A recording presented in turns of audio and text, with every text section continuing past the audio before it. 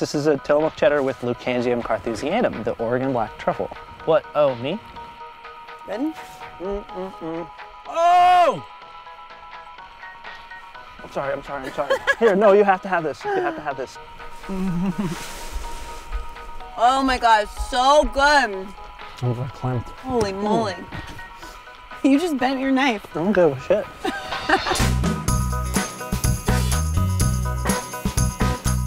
Oregonians are known for putting an intense passion into their crafts. Not only do they do things differently and uniquely here, but most importantly, they do it themselves. I'm joining today with fellow Oregonians as we roll up our sleeves to fill our bellies. It's really fucking cold out this morning. We've been driving around the beautiful state of Oregon, and I've noticed that there are tons of Christmas tree farms here. Here I am in a really spectacular one, where I'm gonna pick out my very own tree to barter for my breakfast. We're gonna go to Off the Waffle, where they accept bartered goods for waffles, which is so Oregon.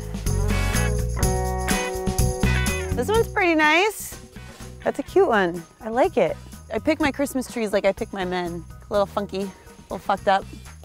Oh! I hope those waffle people appreciate what I do for them. Timber!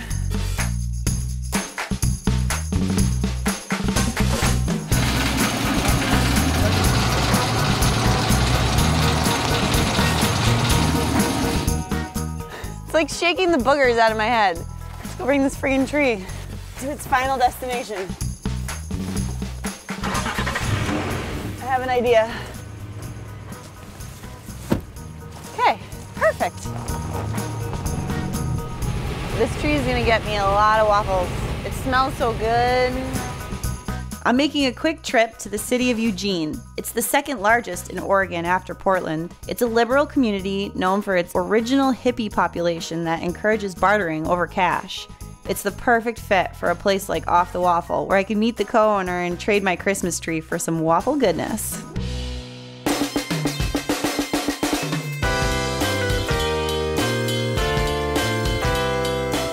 So that's our waffle. A Liège waffle is one of the most delicious things that I or anyone I know has ever or will ever have in the entire lives. I eat one just about every single day. Tell me, what is a Liège waffle? Brioche-like dough, rich in butter, rich in eggs.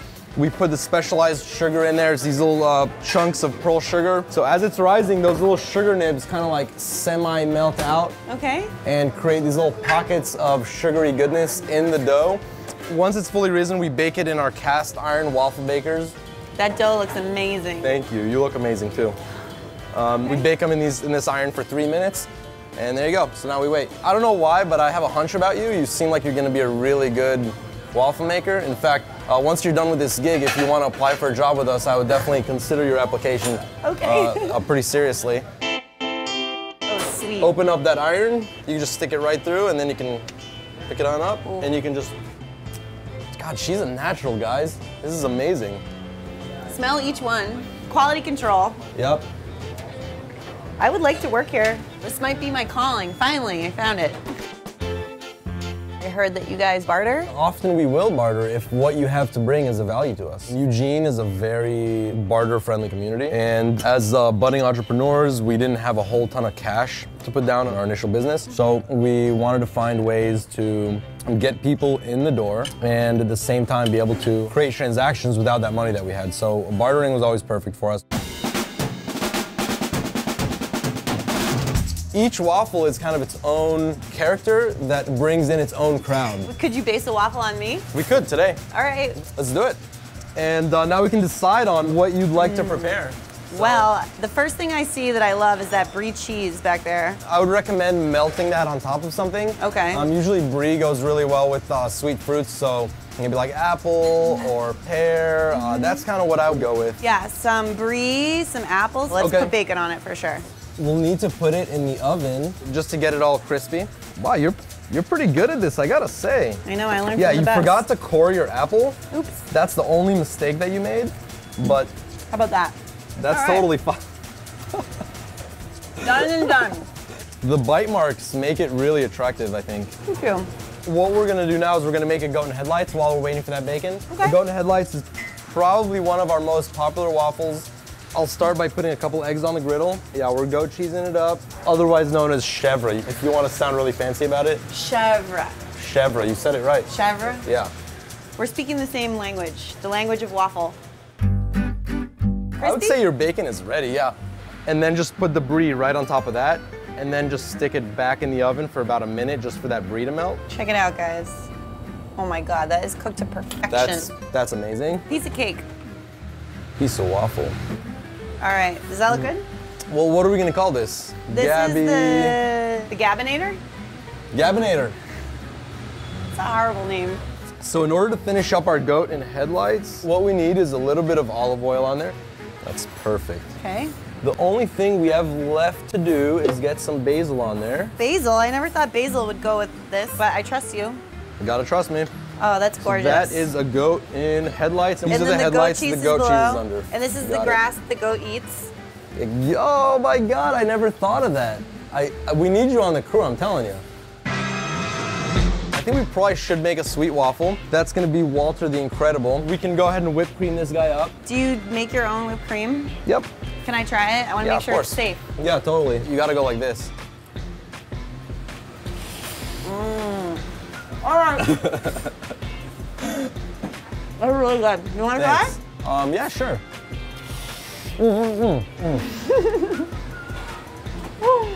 This is Walter the Incredible. Oh my God. Is that how it's done in Belgium? Yeah, in Belgium, they definitely do not put a whole bunch of stuff on top of their waffles. In Belgium, they stick to the purest, like, waffle. That's about it. But we're in Oregon, we can do whatever. Yeah, we can.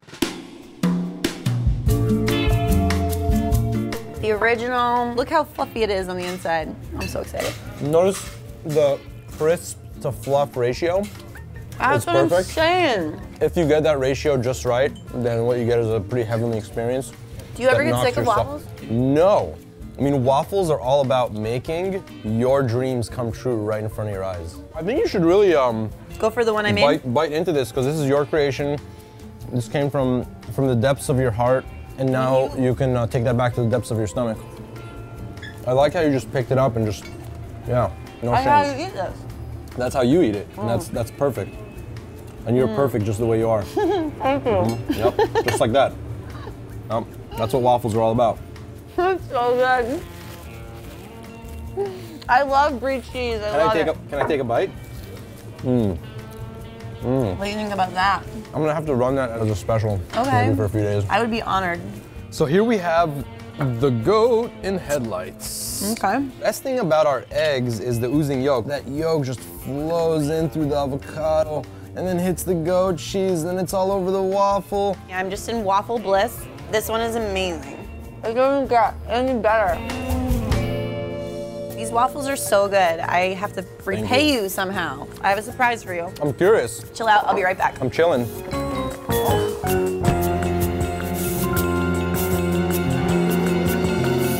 Oh my goodness, where'd you guys get that? Is that real? I cut it down myself. This is incredible. I've always wanted a Christmas tree, but my parents would never get me one because they're Jewish. So you're telling me that you want to trade this for waffles? Yes. I gotta tell you, this is the first time in my entire life that somebody's offered to trade me a Christmas tree. Definitely one of the coolest things I've ever bartered for. Oh, stop. Yeah. Let's just call it even, and the next barter we do will be for fish or flowers. It's a deal. Enjoy the tree. I will. Bye. Bye. And cut. I've always wanted to say that.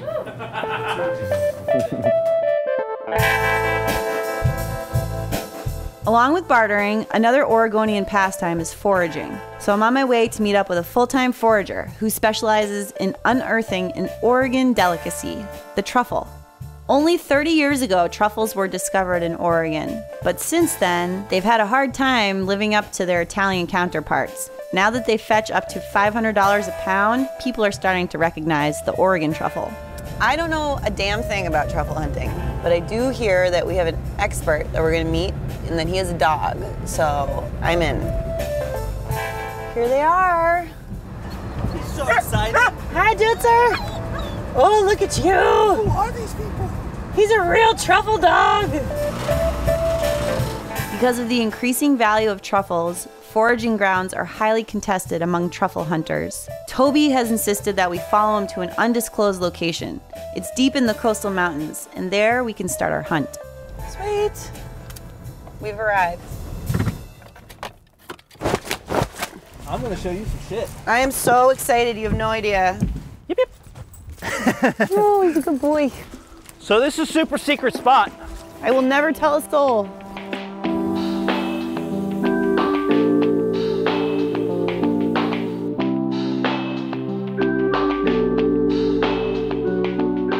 Tree farms like this, where it's dense, where they've cultivated the trees, they're kind of inadvertently cultivating truffles. We have way more truffles in the Northwest because we cultivate Douglas fir trees. The truffles are here because of the timber production. Yeah, it's a byproduct. They have a direct relationship with the roots. These trees wouldn't really do very well without the truffles. They're under the ground? Yes, we'll find some in just a minute. He will find them. Sweet. Come on, tree. Where's the truffle? Where is it? Come on, show me. Where is it? Come on, show me. I have to watch him for signals, you know? Because he could find a truffle anywhere in here. What does Appa do when he's about to find a truffle? So right now, he's just kind of walking. He looks very casual, you know? Like I'm watching his tail, I'm watching his body language. And if he catches the aroma of a truffle, you can see his body language. He'll stiffen some, he'll turn towards the aroma, and he starts tracking. And when he gets close, I can see him putting his face down, like trying to precisely locate it. What's your life like? My life? Yeah. My lifestyle is kind of based on where the money is with fungi. I don't do anything other than that. When I'm at home and don't have anything to pick, I'm like fiddling with pictures of mushrooms, making psychedelic artwork. It looks like he might have a truffle.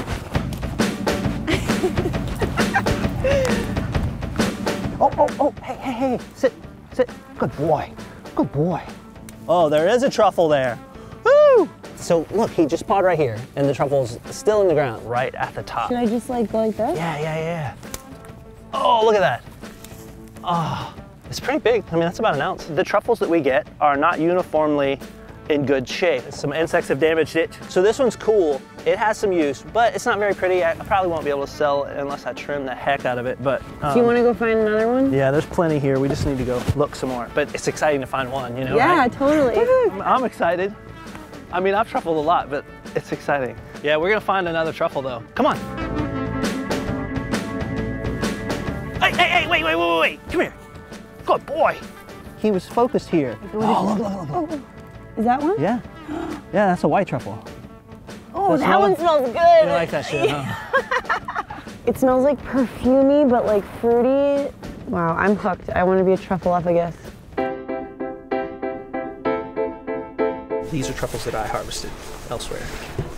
I just think that if this was all over the world and people were able to touch it and smell it, we would have to write articles about spontaneous orgasm and shit. My temperature is rising. There are pheromone-like compounds in some truffles. It just makes you like horny. You know what I'm saying? Can we taste these here, or how do we do this? We don't want to eat it just like eating it. They're not food. The magic of truffles is to take the aromatic compounds and infuse other food with them. That's what makes truffles valuable. That's why they're so expensive, because it takes a very little bit to infuse a large amount of stuff. I have a persimmon in my car. Maybe it has some cheese. We got to do something though. Let's do it. Come on. Okay.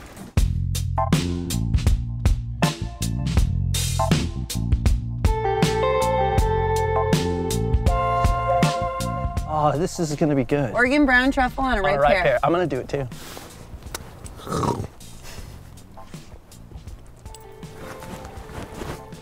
Right? Isn't that something? Subtle. It kind of cuts with the acidity of the pear. I don't know, it's like freaking ethereal. This kind of shit, you can't put it into words. You have to try it. I'm gonna pull out a piece of cheese. If you like it, then you should have put a truffle on it. Pear and cheese. Cheers. Oh yeah. What? What? Oh my God. That was really good. That was really, whoa, that's so fragrant. It's truffles, it's not like anything else. He's a good boy. Aw, group hug.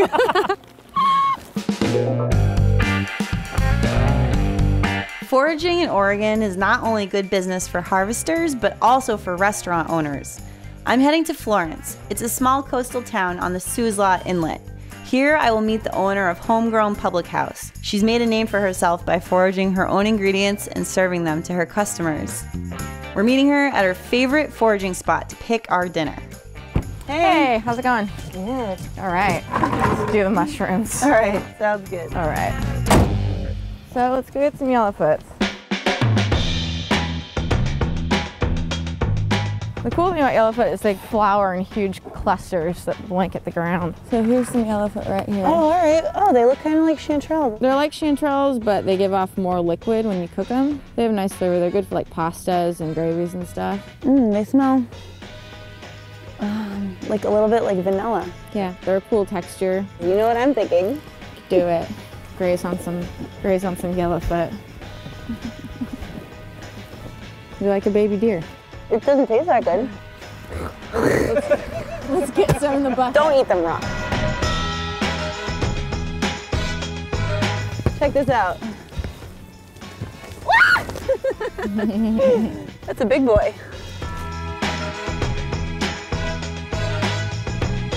You work a ton and you're always out in the woods or cooking. Like, why do you do it? I love cooking. I mean, I couldn't sit at a desk and work 40 hours a week. There was really nothing going on in Florence for food. There's so much stuff to forage here, and it was kind of sad that the people of the community didn't even know. It kind of opened up the small town's eyes to what's sitting right in front of them. You basically single-handedly started to revive this food scene. The reason why I can have this food and have it on my menu at a reasonable price is because I come out and get it myself. I can't wait to see your restaurant. Should we go? I think we're good. I think we have got enough shrooms.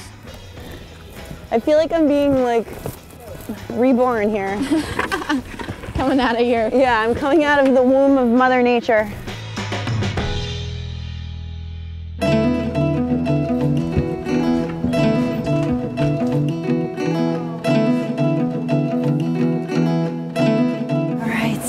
Mushrooms then. Yeah, sweet kitchen. Thank you. It's big. This is nothing like getting mushrooms from the grocery store. You don't have to pull sticks out of those ones. No.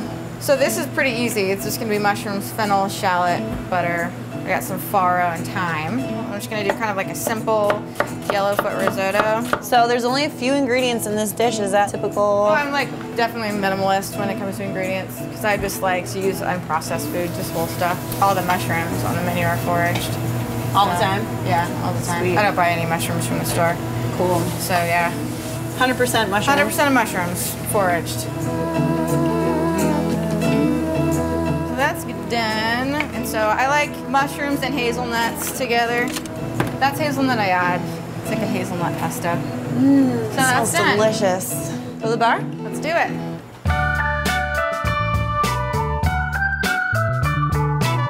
Big payoff. The big payoff. The grand debut. The time in the woods. Delicious. Simple, nutty. To me, it tastes extra good because you worked for it. Yeah. Do you like your food better when you forage it yourself? It's really rewarding. Every dish that we make is special to us because we've literally gone out and done it ourselves. This is my first time eating yellowfoot mushrooms. The mushrooms are very mild, but at the same time, they're the star of the show. But I like the way Kelsey does it. Like, she's got a lot of Oregon flavors going on. Being in Oregon makes it so easy to live off the land and to forage and find stuff because it's so diverse. Obviously, a lot of love has gone into this. It's super Oregon. Yeah, it's very Oregon.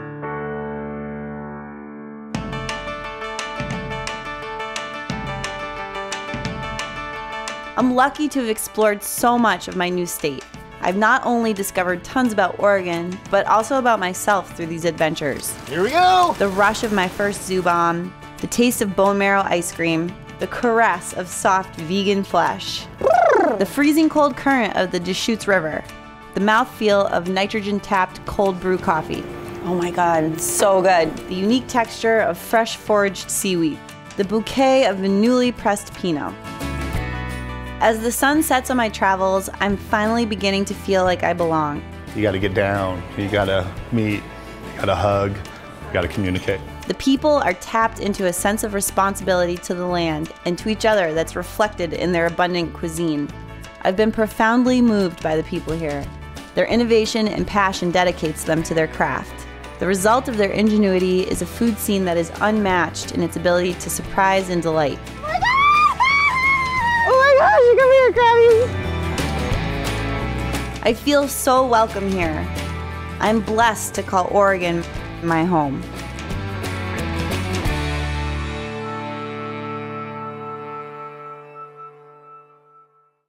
Boys and boys, listen up. Girls are talking now. Kelsey. Feminism is good. Sexism. Penises and ginies. Sorry, I see them everywhere. All right. We're really wrapping this up in style. Yeah, in class. In class. I put hallucinogenic mushrooms in the risotto.